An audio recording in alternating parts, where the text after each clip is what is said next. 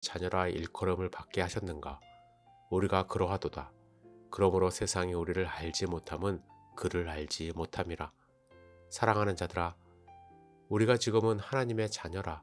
장래에 어떻게 될지는 아직 나타나지 아니하였으나 그가 나타나시면 우리가 그와 같을 줄을 아는 것은 그의 참모습 그대로 볼 것이기 때문이니 주를 향하여 이 소망을 가진 자마다 그의 깨끗하심과 같이 자기를 깨끗하게 하느니라. 죄를 짓는 자마다 불법을 행하나니 죄는 불법이라. 그가 죄를 없애려고 나타내신 것을 너희가 아나니 그에게는 죄가 없느니라. 그 안에 거하는 자마다 범죄하지 아니하나니 범죄하는 자마다 그를 보지도 못하였고 그를 알지도 못하였느니라. 자녀들아, 아무도 너희를 미혹하지 못하게 하라. 의를 행하는 자는 그의 의로우심과 같이 의롭고 죄를 짓는 자는 마귀에 속하나니 마귀는 처음부터 범죄함이라. 하나님의 아들이 나타나신 것은 마귀의 일을 멸하려 하심이라. 하나님께로부터 난 자마다 죄를 짓지 아니하나니 이는 하나님의 씨가 그에 속해 거함이요 그도 범죄하지 못하는 것은 하나님께로부터 났음이라. 이러므로 하나님의 자녀들과 마귀의 자녀들이 드러나나니 무릇 의를 행하지 아니하는 자나 또는 그 형제를 사랑하지 아니하는 자는 하나님께 속하지 아니하니라.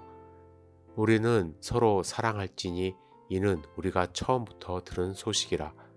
가인같이 하지 말라. 그는 악한 자에게 속아서 그 아우를 죽였으니 어떤 이유로 죽였느냐? 자기의 행위는 악하고 그 아우의 행위는 의로움이라. 아멘. 요한은 오늘 본문 1절을 감탄사로 시작을 합니다. 1절 말씀을 다시 원어에 근접하게 번역하면 이렇습니다. 보십시오. 하나님께서 우리에게 베풀어 주신 은혜가 얼마나 큰지 그로 인하여 우리가 하나님의 자녀로 불리게 되었습니다. 이렇게 감격스럽게 쓰고 있습니다. 여기서 사랑은 아가페입니다. 하나님의 전적인 사랑. 그 어떤 것도 요구하지 않는 희생적 사랑을 말하죠. 요한은 그 하나님의 사랑이 너무나도 감격스러워 지금 외치고 있는 것입니다. 그런데 세상 사람들은요, 그 사랑을 모르죠. 하나님을 모르는 사람들은 당연히 그 사랑을 알 수가 없습니다. 그리고 그 사랑에 감사하며 하나님의 백성으로 살아가는 우리를 이해할 수가 없습니다. 이어서 요한은 2절에서 우리가 종말의 때에 그가 나타나시면 우리가 그와 같을 줄 안다 이렇게 이야기를 해요.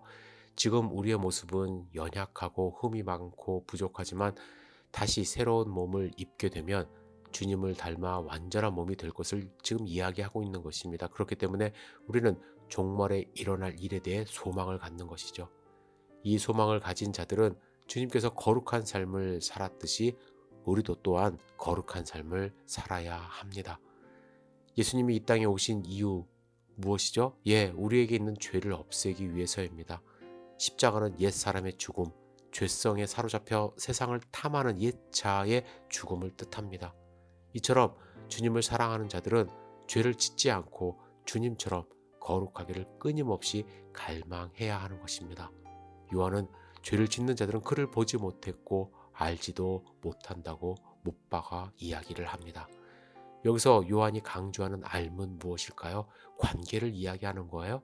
주님과 연결되어 있고 주님을 신뢰하는 그것을 이제 안다 이렇게 표현한 것입니다.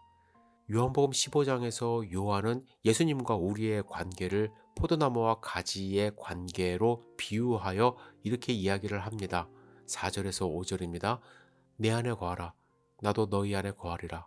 가지가 포도나무에 붙어 있지 아니하면 스스로 열매를 맺을 수 없음 같이 너희도 내 안에 있지 아니하면 그러하리라. 나는 포도나무여 너희는 가지라.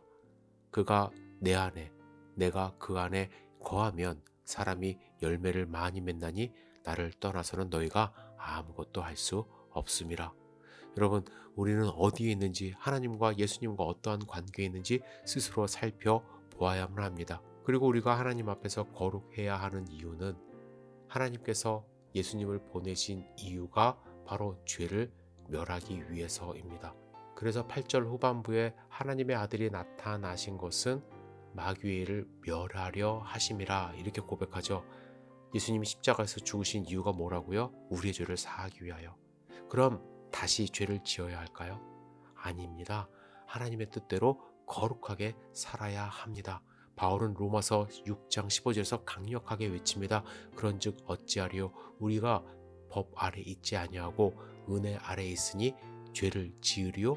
그럴 수 없느니라. 그럴 수 없다라고 못 박아 이야기를 합니다. 초대교회 성도님들 가운데 잘못 오해를 해서 나는 이미 거룩해졌으니까 다시 회개할 필요 없어. 그리고 내가 하는 거는 죄가 아니야. 하면서 죄를 짓는 사람들이 많이 있었습니다. 죄에 빠져 사는 사람들이 많이 있었어요.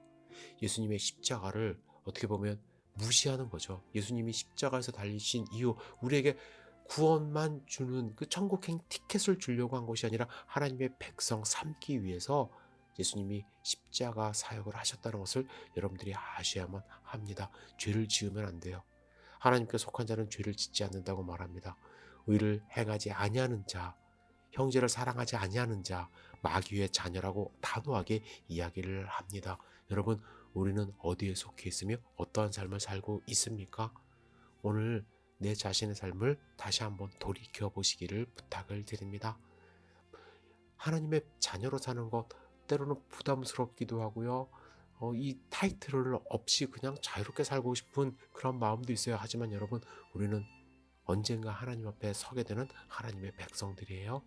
하나님 앞에 서는 그날을 생각하시며 주님 안에서 정말 승리하는 삶 사시기를 주님의 이름으로 축복합니다.